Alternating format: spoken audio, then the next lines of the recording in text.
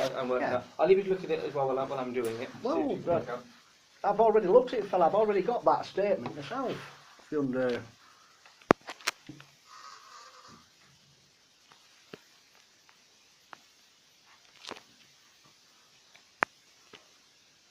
So, It's like I said, it's like, I don't know. yeah, My that's recording fine. like No, that. no, not at all. Right. Alright, so you were in credit by £167 then. Yeah. So, you have to work out. Yeah, but where's the 167, 100 and what? So on that week you were in credit by £167. Yeah. And then all of a sudden it's gone from then to And- nothingness. Yeah, and so every. I understand it being stopped from whatever claims I've Yeah. been claiming. If they're saying that they've took it off backwards, how can you find out for me where that money's so gone? I is know it- you're working out. 8274. So the rent every week is that, and take away the housing benefit they're paying.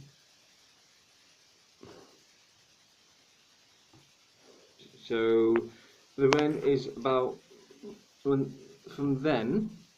The rent was £11.58 a week. I write that down. Yeah. And what's the... So if from then the rent was £11.58 a week. And what date's that from? The week of the 3rd of August. Oh, so it's going right back to then. So I've got it wrong on my claim then. So I'll have and to... then you were paying £2 yeah, that's for me. every week. So That's for me insurance. Yes. take away 2. So in that case, then your rent account would be going down by £9.58 every week. Yeah. So the rent is £82. Yeah. So there's £11.58. There's a gap between what they were giving in housing benefit, and because of the bedroom tax, and the rent, and you were paying £2. So 67 take away 95, 9.58, and that makes it to 53. Yeah. And so on the next week, 53 take away 9.58 is 140. And then the big gap is from there. Yeah. So after the week of the 24th of August, It's dropped dramatically. they didn't pay anything that week, which is why that would have gone out to £55. Because 140 take away 82.74 would be roughly £55. 0.7. Where do you get these 0.74s of a pence from? There's no such thing, is there? No, Well, you can't. You cannot. yeah. So There's no such thing as an half pence, is there anymore? So 0.7 of a pence is a bit. Yeah. So it's ridiculous, that, yeah. isn't it? So It is silly. £140.08 take away £71.16 must equal £55.33. Right. And then there's another week after that. So 55. You were ahead by £55, and then that week they didn't pay it that week, which And how come they didn't pay? Could you tell us? you don't need to know. take it with housing Yeah, benefits. yeah. And then going down, so then you were behind by £27. Yeah. And then it looks like then Then- and then you were behind, and then What's this bit? so you were behind by £27, Yeah. and then that week they paid £97 Yeah. on your rent account. Yeah. So that would have brought it back up into credit by a little bit, Yeah. and then to £45. And then the week after that, they paid £142 on your rent account, which brought you back in credit by £45. Right. To that, and then from then on, so your rent increases by. Yeah. Yeah. So I know I have to fill the little gap in because obviously until I start getting full rent or So whatever. you're backdating your claim to September. Is that right? Well, I'm going to backdate it to them few missing dates because obviously Yes. I'll have to backdate it now when I get my statement through to sign and claim fill out my debts. backdated. So But I just went back to the 30th because like that's the bits I could understand. Who are on you the backdating calculator. it with? It's a claim I've put in. It's I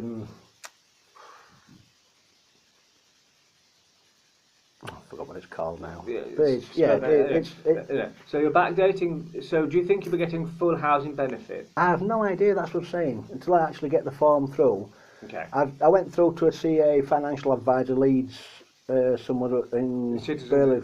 No, I've tried all them. The citizens' advice don't help. The one-stop shopping gaff has just. I went in about me fraudulent use of council tax. She just says, bring that thing down there, that's where it goes to. I went, oh, excuse me, can you help us? And Yeah. they just didn't want to help. Well, maybe, it's like, it might be. I went in nice and pleasant, well. like I do with you. Yeah, But like I say, so she's under pressure, I don't mind that, but she don't take it out on me as but I'm an idiot. I don't mind being classed as an idiot. No, I would. I definitely would. Yes, no, nobody's. I'm perfectly fine being classed as an idiot, mate. So I'm not. So you're backdating the claim to. It's the 30th of September, but obviously I have to go right back now to the whenever date that is, where it's slowly they've stopped my money and then decided to take money off me. How old are your children? 14 and 15. But it won't be till next year she'll be 16. So obviously, but like I said, can you print off and send me the actual law on the bedroom tax? Obviously, it don't make any sense on the internet saying. And you don't believe everything on the internet. Well, I was going. Let's just round off this first issue, and then we can return to the issue of the bedroom tax. So you're backdating the claim, and it'll be about. Is it going to be about £60 then? Do you know? That's what I say. I don't know. So it's actually gone through. I got a thing through saying I needed to put my sick note. Well, my sick note in. I've got, you see. So it's sick benefit, I think. Something we can, it's about 25%, is it? So it might be about that much all the time. How much? So I'll still be paying this even though I've been claiming. Well, I've got another claim form. Something else I was going to move on to. Yeah. So if, £22, it's about 25%, isn't it? So I think they'll probably keep on paying about £60 because of the bedroom tax. Because you should in theory be paying £12 a week because they say you're under occupying because the children, your daughters are meant to share into one thing. Well, I need somebody out for that then to measure up my bedrooms. Then you'll have to send a surveyor out to find out exactly if the bedrooms don't meet the required things like. Because I can't move out of my big bedroom to give them that bedroom. And move into the little bedroom because the bedroom isn't big enough to put a king size bed in, and I'm not half sizing the bed. Plus, it means if you leave this to one side and return to the original issue, just to resolve I'm clearing everything up, mate. It's just something. We're getting the two things tangled. So you're paying. So you should be paying about £12 a week, unfortunately, in the bedroom tax until they turn 16. So. If you pay £5 a week, you won't be covering the bedroom tax, so your arrears will gradually increase by about £6 a week. Or when does your daughter turn 16? Next June. So if your arrears are going to increase by £6 a week, then I'll be in debt for bedroom tax. But obviously, if you send a surveyor out who's legally binding the legalese to my house, and then we can sort out exactly that, a 3 foot by 4 foot bedroom. Right, so... So can you just get the... Because I can't measure my bedroom up and then start arguing with you that it's states your... of course. So you're paying £5 a week until this issue is resolved with the bedroom, right? You're backdating the claim... Well, I can pay... if I have to pay £12 a week, but when I'm only on family tax credit at the moment, it's like I'm getting £100 family tax because they've obviously took some money off me for some other reason I have to look into. And basically... we could do a discretionary housing payment form with you if we can argue the case as to why you need to stay in that particular house. I'm staying in the house. You can't move me out and move me into a 2-bedroom. I'll be staying in a 3-bedroom. Yeah, exactly.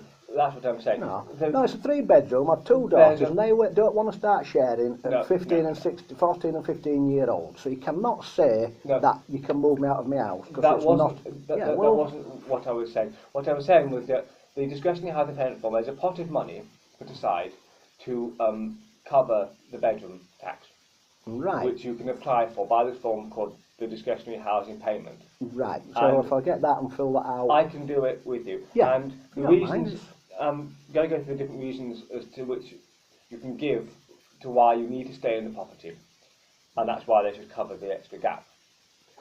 The reasons why I have to stay in the property. What? This is getting confusing now, isn't it? It's like... So the aim of the bedroom tax is to force people to move into smaller properties. That's why it's been introduced. Ah, right, that's... go on then. So the discretionary housing payment is a pot of money you can apply to if you say, this is why I can't move from the property where I live now, why you need to pay the extra £12 a week. Yeah. And this is the reason why I can't move. Right. So that's what you can do. And there are different criteria why you can say that you can't move. Well, that's because I've two daughters and they're not going to be sharing a bedroom since they haven't shared since... That wouldn't be seen as a good reason for not moving. You could perhaps try mental health. That's always a good reason. Well, I've got nothing wrong with my mental health. I've been subjected to a situation which I'm sorting out myself because none of these... That might be quite useful then. What's that? Well, if the system's playing and why did you mention mental health? What? You mentioned before that you had some the system. Yeah, well, that's due to state. You know, exactly. So what I was going to say is because obviously they've got me down now as that I'm mentally ill, and it's on the NHS. That could be very useful for you. If I start going down that road, it's going to look like that I am mentally ill, and I know I'm perfectly fine because it's a decision what they think I had an issue with. Me arguing with a freaking dentist, right, that I believe in fucking Father Christmas has got nothing to do with anybody over amalgam fillings, as I keep stating all along. Well, to try getting this through the NHS is being a bit sort of... Right, as you point, what I was going to say is... But you don't understand this, do you? Oh, do you understand what I'm coming from? I'm leaving that to one side. What I was going to say is that if you can say that due to fragile mental health you can't move away from the property, even if this isn't true, if the state's saying they have fragile mental health, you might as well use this to your advantage and say that's why. So you're trying to say, pretend I'm mental and... Yes. If you say... That's sort of being unlawful, isn't it? No. If the state is going to declare you as being mentally ill or having mental health problems, you might as well use this to your advantage and say that's why you can't move from the property because of your fragile mental health. On the form, which I can be fill out, you can say, I have fragile mental health. If they're giving you this incorrect label anyway, it's because of their own judgments. You might as well use it to your advantage. No, I've had a judge saying, oh, perfectly fine. So the thing is, it's due to a situation on what I'm dealing with. So I can't go into that sort of bit. I'm trying to think of grounds as to what you can fill on the form to say why you can't move. I'll just pay £12 a frigging week just to shut these up, but the rent, whatever else is after that, we'll have to leave. There wouldn't be any rent, right? So it's 12, right? So I just pay £12 a week, and that just covers my bedroom tax. I'll have a look at the form first of all and see what the other grounds are. Yeah. To see if there are any other grounds you can use. Because, like I say, you're not making me out to be mental. That's something I know I'm definitely not. I'm an idiot, not mental. That's perfectly fine. If you don't want to. No. If you don't want to I'm under a lot of stress due to what they've injected me with. I'll have a look at the form and see what the other criteria are. Like I said, this is